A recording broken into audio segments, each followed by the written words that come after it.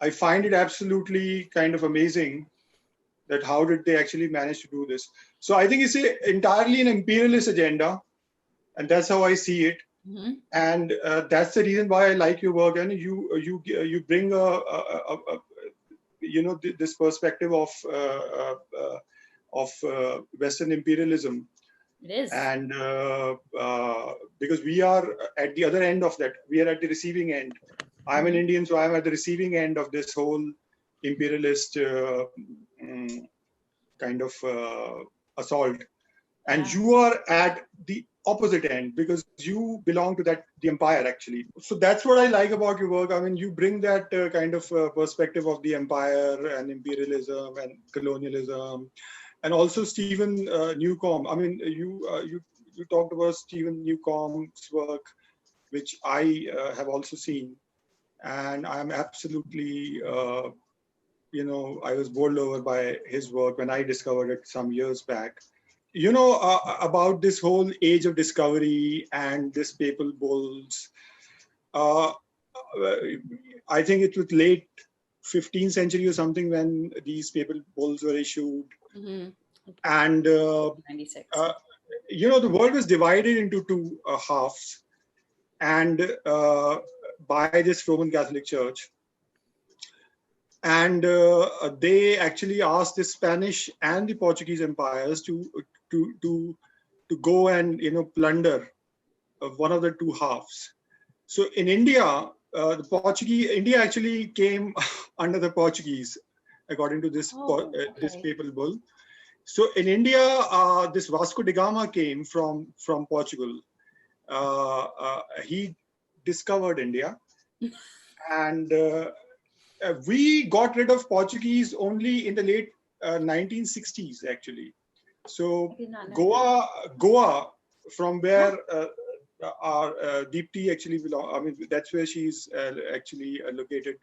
So in Goa was actually a Portuguese enclave, and we got rid of the Portuguese only in the 1960s.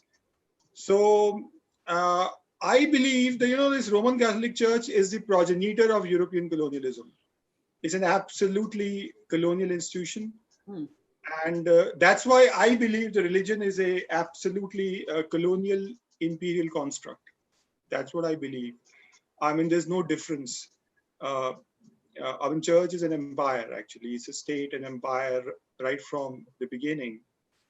And their imperialism continues to this day.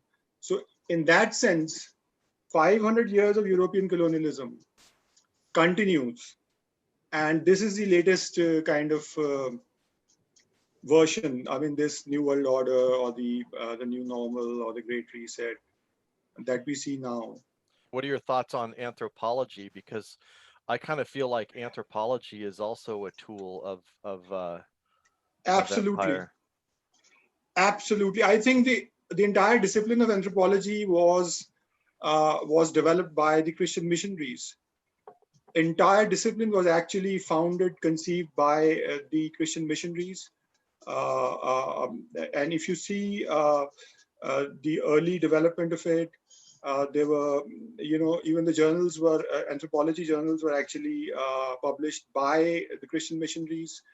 So I think it came from this whole thing, the racial studies, the eugenics. It originated there, and it's the missionaries who actually developed this whole discipline. And their objective was to uh, basically weaponize culture, weaponize culture. I mean, or rather target culture. So to develop kind of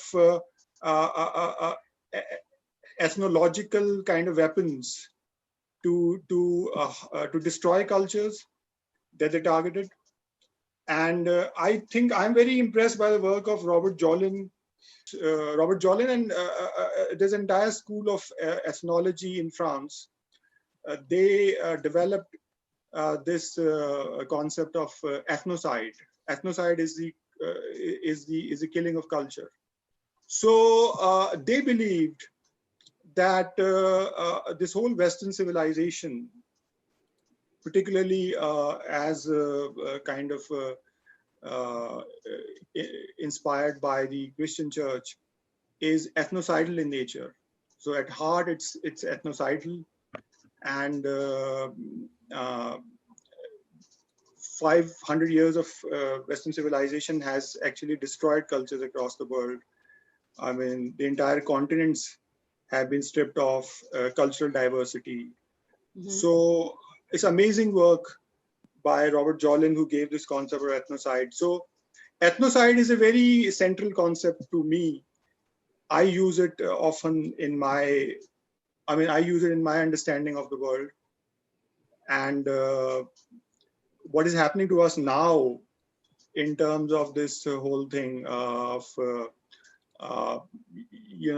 this whole corporate capture of the Earth's resources through this Agenda 2030, etc. I think this is the same, it's a continuation of that ethnocidal kind of enterprise. So that's what I believe.